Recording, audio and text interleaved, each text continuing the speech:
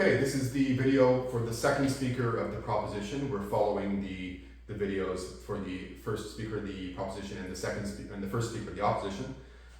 The proposition team has put forth the motion to allow PEDs in sport. You should have this piece of paper with the argument on it. If you don't have it on hand, it's in the description below the video. And basically, I'm going to run down through what the speaker should do, and then I'm going to give you a sample speaking role based on these notes. So, the second speaker of the proposition is also referred to as the Deputy Prime Minister. The first speaker of the proposition is the Prime Minister. You will hear this in some debates, but if you know the second speaker of the proposition, then you are okay. So there are three main things that this speaker must do. First of all, you must rebut any rebuttals. So the first speaker of the opposition has rebutted the first two claims. They have said that there's no value in non-human sport, and they have said that athletes will push limits. I will rebut both of those. Then you must rebut opposition speaker number one's argument. They've said it's not entertaining, we will rebut that, and they said that it's dangerous, and we will rebut that as well. And then finally, you must argue your main point three, and if you want to do any preemptive arguments, then you can do that. So number three is going to be drug testing doesn't work. And preemptive arguments simply means that if you want to guess what they might say, the other team, what they might say, you can argue against that before they get a chance to say it. So this is a really good technique to use if you think they're going to say something in their second speaker of the opposition's role. Okay, so I'm going to begin. Mr. Madam Speaker, I am the second speaker of the proposition. The proposition team has put forth the motion to allow PEDs in professional sports, and we've argued our first and second main points. Now the opposition team has attempted to rebut these claims, and I'd like to look at those rebuttals first. So clearly we've shown that entertainment value will increase, right? People want to see what people can do at their peak. Right? And by using PEDs, people can be at their peak physical condition. But they try to say that there's no value in non-human sport. They try to say that people who take these hormones are non-human.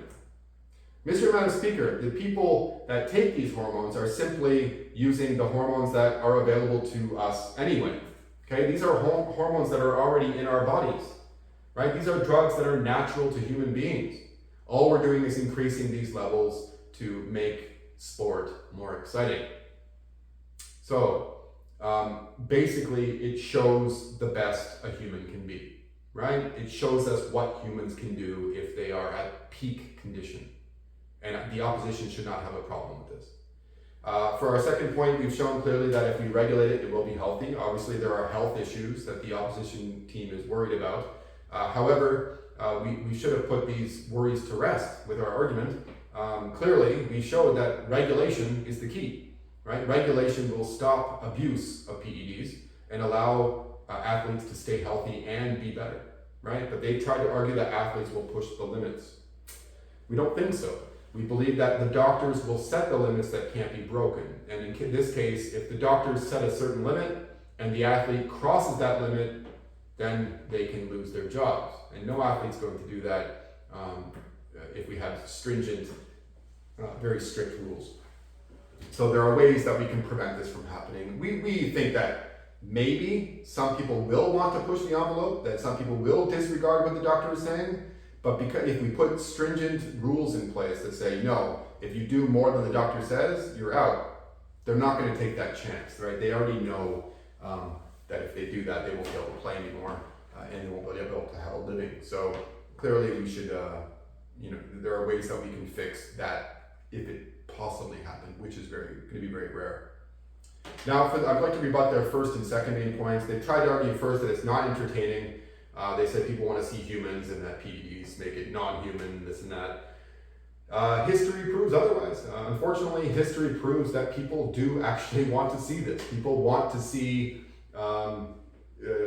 people on PEDs excel. They want to see what humans can do if they're given the opportunity. And we saw this in our example with Mark McGuire and Sammy Sosa. And their second main point was it's dangerous. They said, by being bigger and stronger, people will not be able to sustain, the hits, especially like in football. They're missing a really big point here, though. If you're taking PEDs, if you're the hitter, you're going to be bigger and stronger. So you're going to hit people, in a faster way, in a stronger way. But if you're being hit, you're also bigger and stronger. So you're going to be able to take those hits more. It's ridiculous that the opposition team missed this, right? It's not one, big, huge player, hitting a tiny little weak player, right? These are going to be two big men or women, hitting each other, and being able to hit harder will also coincide with being able to take a hit, right? So it works both ways. So the opposition team, should not be worried about this either.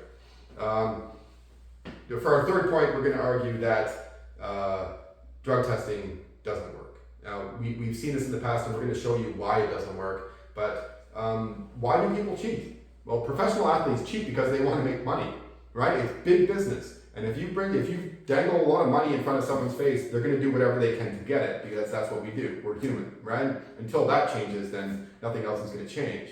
So people will cheat. And drugs are easily masked these days. The science of PEDs is very strong. So people can take a PED and then they can take another drug to block the appearance of that PED in their bodies, right? This happens all the time, right? And it probably happens more than we think, because we have no idea, right?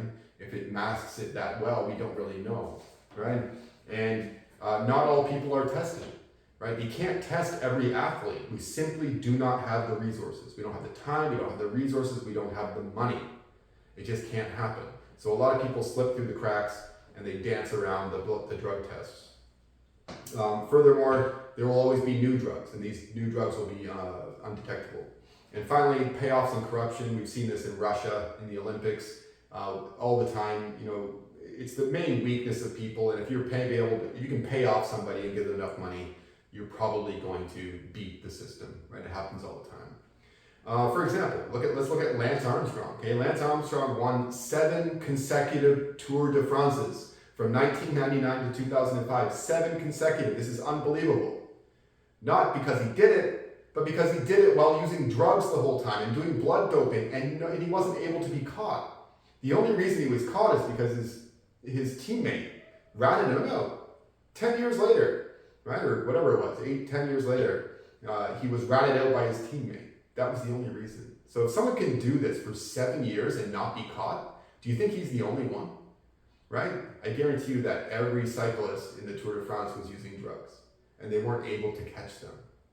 So if you think drug testing works, you have serious issues, because it doesn't. It's been proven that it doesn't work, and it never will work. People always find ways around it. Right? The opposition team's probably going to try to say that it's caught many people. Those are the people we know about. Right? That's the tip of the iceberg, right? That bottom part of the iceberg is huge, and we don't know all of those people. So clearly, Mr. Madam Speaker, testing doesn't work, and this motion must pass. We must allow PEDs because there's no other way around it. Okay, so that was second speaker of the proposition. The next video will be the second speaker of the opposition. If you'd like to watch that, you can click on the next video. And if you have any questions, please leave them in the comments or ask me in person.